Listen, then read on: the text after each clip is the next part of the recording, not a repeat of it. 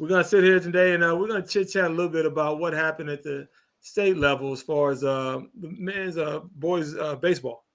And Guy got a chance to see it firsthand. He was right there. He almost umpired. He almost coached. He almost was a first base coach. He did it all when he was there. He did the infield. He raked the grass. He turned the lights off. He was out there yelling, "Cold beer here!" Except that you could only do hot dogs and pretzels and peanuts and popcorn at the high school level. But he's the guy that had it all. He saw it all this week. And Guy, from what I understand, you saw some pretty amazing baseball here in the Ozarks. Tell us a little bit about it. Yeah, first off, kudos to Sky Bacon Park and their facilities people. I mean, they had it was clean the entire time. They had a bunch of students. BBC, it's their home field. They kind of share it with Drury, so they had college athletes coming around. They were clean. Everything was clean the entire weekend. There wasn't. I mean, kids were walking through the stands with trash bags, asking people so they didn't have to go to the trash can. They just dumped their, and so it was a great time. I saw Randy Merriman down there quite a bit. Obviously, he's the head coach at BBC. Watching some of the game, trying to recruit some kids, and some good baseball. You saw, Class 1, you saw a St. Elizabeth team who they blanked Cooter 9-0 in their semifinal game. Then they won the title 13-3, run ruling South Nottoway. But that's the fifth consecutive year they've been to the Final Four at St. Elizabeth. And people are asking me, how come they don't move up with the multiplier? Well, St. Elizabeth is not a private school. It's a town.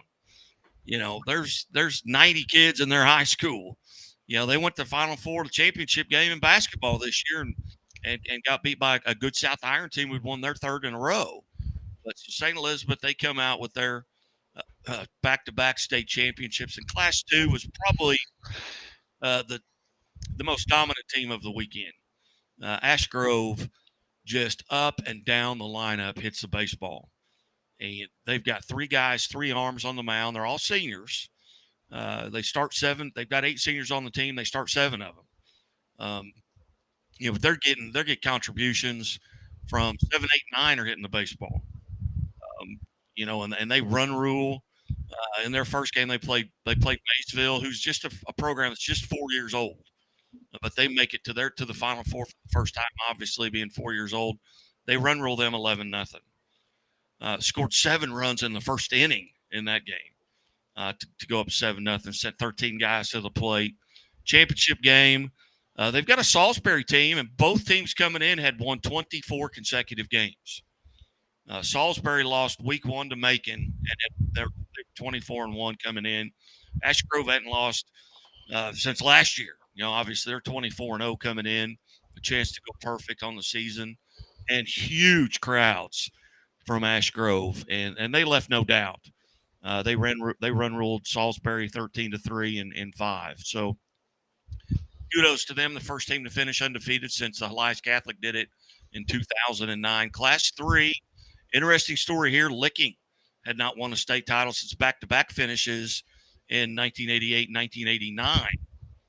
There at Licking, and had been a couple of times, but they get it done this year. And Keller Davis, a pitcher with Licking last summer, was out on the mound, that very same mound, and took a line drive off of his head, and it was touch and go for a while, and actually had to remove part of his skull.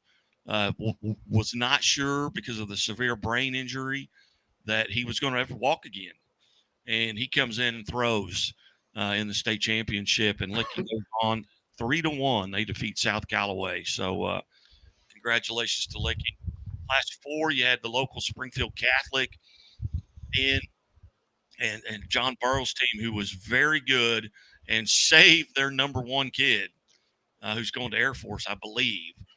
Saved their number 1 for Springfield Catholic, and Springfield Catholic came up short in the championship game 9-4. John Burroughs. Class 5, the Missouri representative was Webb City. They get shut out by Borgia, and then in the third place game goes 11 innings, and they win 4-3 to win third place over Fort Zumwalt South. But Festus, state champion in Class 5, and in Class 6, The championship game may have been that semifinal game between Liberty North and Nixa. That was 2-1.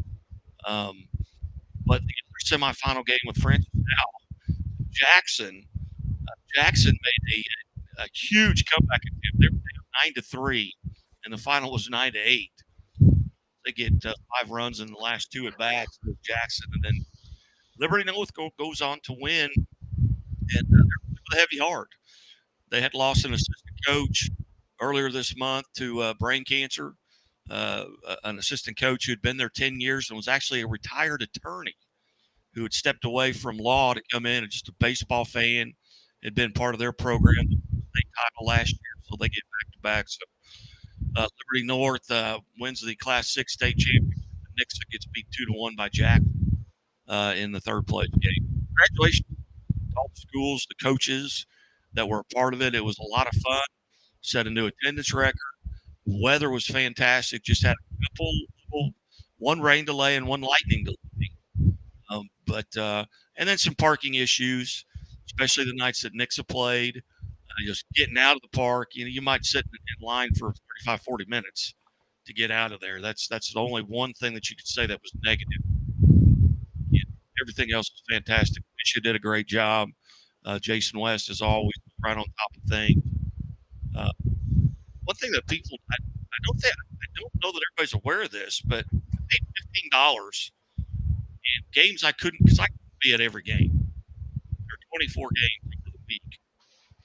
$15, you got to watch every game you wanted from your home. And I don't know if that's shooting Misha in the foot, but that's a great price. And you don't have to listen to it with the sound on.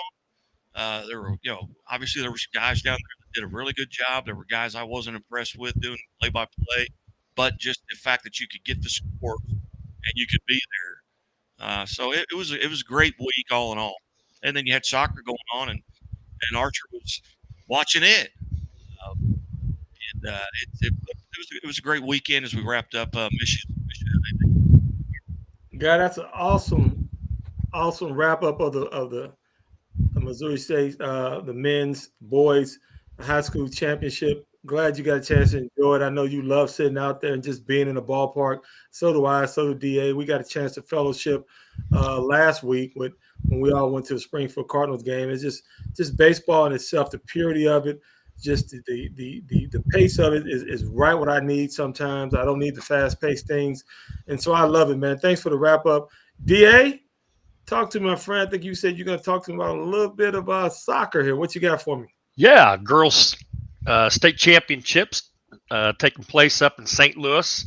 In Class 1, Father Tolton defeated Villa Duchesne 1-0 for their first girls soccer state championship.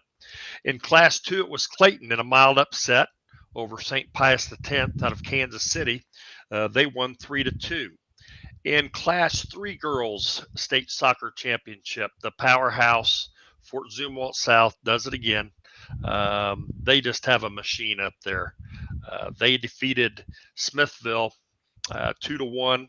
And then finally in Class 4, it was Liberty North, and they won on the same day within a few hours of when their boys baseball team won the state championship. They defeated Nerix Hall 4-3 on a late overtime goal, I believe, to win the state championship. So congratulations to all those schools, coaches, and student athletes. Great way to wrap up a fine year from the Missouri State High School Activities Association. Appreciate for the update. Hey, congratulations to all those teams and schools and players and the parents that traveled and supported them. And hey, someone has to come in second. Someone has to win. There's always next year. But I'm glad to see that there was some local representation in the winner's circle this year. But thank you for the update, fellas. Great to see our local athletes doing things and across the state, because we are a Missouri Sports Network. That's how we do it. But we'll come right back. We're going to have our third and final segment. We're going to talk about some things, maybe a little NBA, maybe a little Chiefaholic. Who knows? We'll figure out how DA how he handled his gym, what he had to do this last week with no air conditioning. How'd that feel?